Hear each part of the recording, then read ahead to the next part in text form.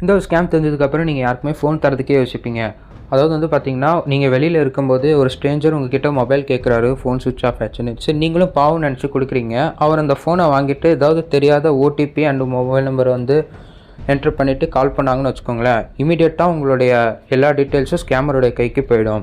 அடுத்து என்ன, அந்த ஓடிபி அவனுக்கு ரிசீவ் ஆனதுக்கப்புறம் உங்கள் பேங்க் அக்கௌண்ட்டில் இருக்க எல்லா பணத்தையும் அவன் பேங்க் அக்கௌண்ட்டுக்கு ட்ரான்ஸ்ஃபர் பண்ணிடுவான்.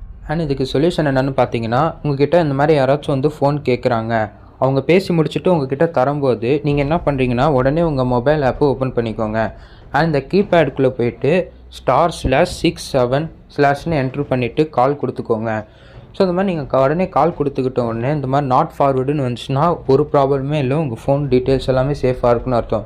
பட் இன்கேஸ் உங்கள் கால் ஃபார்வர்ட் ஷேர் ஆகிருக்கு அப்படின்னா அதே டைலர் பேடில் /002/ இந்த மாதிரி என்ட்ரு பண்ணிவிட்டு கால் கொடுத்துக்கிட்டிங்கன்னா ஃபர்தராக ஏதாச்சும் வந்து உங்களுடைய நம்பரோ இல்லை ஓடிபியோ ஸ்கேமருக்கு ரிசீவ் ஆயிடுச்சுன்னா உடனே அது இரேஸ் ஆகிடும்.